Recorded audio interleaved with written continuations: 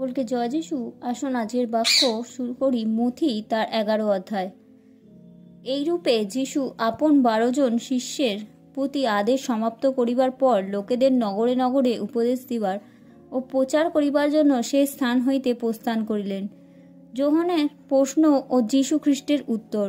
পরে যোহন কারাগারে থাকিয়া খ্রিস্টের কর্মের বিষয় শুনিয়া আপনার শিষ্যের দ্বারা তাহাকে জিজ্ঞাসা করিয়া পাঠাইলেন, যাহার আগমন হইবে সেই ব্যক্তি কি আপনি, না আমরা অন্যের অপেক্ষায় থাকিব? যীশু উত্তর করিয়া তাহাদিগকে কহিলেন, তোমরা যাও, যাহা যাহা শুনিতেছ ও দেখিতেছ তাহার সংবাদ যোহনকে দাও। অন্ধেরা দেখিতে পাইতেছে ও খঞ্জেরা চলিতেছে, কুষ্ঠীরা সূচীকৃত হইতেছে ও বধিরেরা শুনিতেছে, এবং মৃতেরা উত্থাপিত হইতেছে ও দরিদ্রদের নিকটে সুসমাচার প্রচারিত হইতেছে। আর ধন্য সেই ব্যক্তি যে আমাতে বিঘ্নের কারণ না পায়। তাহারা চলিয়া যাইতেছে। এমন সময় যীশু লোকসমূহকে যোহনের বিষয়ে বলিতে লাগিলেন, তোমরা প্রান্তরে কি দেখিতে গিয়াছিলে? কি বায়ুকম্পিত নল? তবে কি দেখিতে গিয়াছিলে? কি কোমল বস্ত্র পরিহিত কোনো ব্যক্তিকে?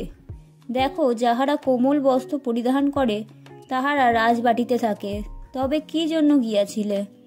কি একজন ভাববাদীকে দেখিবার জন্য? হ্যাঁ, আমি তোমাদিগকে বলিতেছি, ভাববাদী হইতে শ্রেষ্ঠ ব্যক্তিকে। ইনি সেই ব্যক্তি যাহার বিষয়ে লেখা আছে, দেখো আমি আপন দূতগণকে তোমার সম্মুখে প্রেরণ করি, সে তোমার অগ্রে তোমার পথ প্রস্তুত করিবে। আমি তোমাদিগকে সত্য বলিতেছি, স্ত্রীলোকের গর্ভজাত লোককে সকলের মধ্যে যোহন বাপ্তাইজক হইতে মহান কেউই উৎপন্ন হয় নাই। তথাপি স্বর্গরাজ্যে অতি ক্ষুদ্র যে ব্যক্তি, সে তাহা হইতে মহান। আর যোহন বাপ্তাইজকের কাল হইতে এখন পর্যন্ত স্বর্গরাজ্য বলে আক্রান্ত হইয়াছে, এবং আক্রমীরা সবলে তাহা অধিকার করিতেছে। কেননা সমস্ত ভাববাদী ও ব্যবস্থা যোহন পর্যন্ত ভাববাণী বলিয়াছে। আর তোমরা যদি গ্রহণ করিতে সম্মত হও, তবে জানিবে এ এলিয়ের আগমন হইবে। তিনি এই ব্যক্তি। যাহার শুনিতে কান থাকে সে শুনুক। কিন্তু আমি কাহার সহিত এই কালের লোকেদের তুলনা দেব? তাহারা এমন বালকদের তুল্য, যাহারা বাজারে বসিয়া আপনাদের সঙ্গীগণকে ডাকিয়া বলে, আমরা তোমাদের নিকটে বাঁশি বাজাইলাম, তোমরা নাচিলে না, আমরা বিলাপ করিলাম, তোমরা বুক চাপড়াইলে না। কারণ যোহন আসিয়া ভোজন পান করেন নাই, তাহাতে লোকে বলে সে ভূতগ্রস্ত। মনুষ্যপুত্র আসিয়া ভোজন পান করে, তাহাতে লোকে বলে ওই দেখো একজন পেটুক ও মদ্যপায়ী, করগাহীদের ও পাপীদের বন্ধু। কিন্তু প্রজ্ঞা নিজ কর্মসমূহ দ্বারা নির্দোষ বলিয়া গণিত হয়। অবিশ্বাসীদের প্রতি ভৎসনা, ভারাক্রান্ত লোকেদের প্রতি নিমন্ত্রণ বাক্য। তখন যে যে নগরে তাহার সর্বাপেক্ষা অধিক পরাক্রম কার্য সম্পন্ন হইয়াছিল, তিনি সেই সকল নগরকে ভৎসনা করিতে লাগিলেন, কেননা তাহারা মন ফিরায় নাই। কোরাসিন, ধিক তোমাকে! বৈশ্যদ্যা, ধিক তোমাকে! কেননা তোমাদের মধ্যে যে সকল পরাক্রম কার্য করা গিয়াছে, সে সকল যদি সোর ও সিদনে করা যাইত, তবে অনেক দিন পূর্বে তাহারা চট পড়িয়া ভস্মে বসিয়া মন ফিরাইত।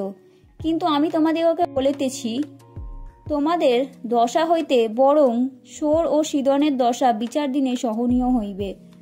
আর হে কফুরনাউম, তুমি নাকি স্বর্গ পর্যন্ত উচ্চকিত হইবে? তুমি পাতাল পর্যন্ত নামিয়া যাইবে। কেননা যে সকল পরাক্রম কার্য তোমার মধ্যে করা গিয়েছে, সে সকল যদি সদমে করা যাইত, তবে তাহা আজ পর্যন্ত থাকিত। কিন্তু আমি তোমাদিগকে বলিতেছি, তোমার দশা হইতে বরং সদম দেশের দশা বিচার দিনে সহনীয় হইবে। সেই সময় যীশু এই কথা কহিলেন, হে পিতা, হে স্বর্গের ও পৃথিবীর প্রভু, আমি তোমার ধন্যবাদ করিতেছি, কেননা তুমি বিজ্ঞ ও বুদ্ধিমানদের হইতে এই সকল বিষয় গুপ্ত রাখিয়া শিশুদের নিকটে প্রকাশ করিয়াছ। হ্যাঁ পিতা, কেননা ইহা তোমার দৃষ্টিতে প্রীতিজনক হইল। সকলই আমার পিতা কর্তৃক আমাকে সমর্পিত হইয়াছে। আর পুত্রকে কেহ জানে না, কেবল পিতা জানেন, এবং পিতাকে কেহ জানে না, কেবল পুত্র জানেন, এবং পুত্র যাহার নিকটে তাহাকে প্রকাশ করিতে ইচ্ছা করেন সেই জানে। হে পরিশ্রান্ত ভারাক্রান্ত লোক সকল, আমার নিকটে আইসো, আমি তোমাদিগকে বিশ্রাম দেব।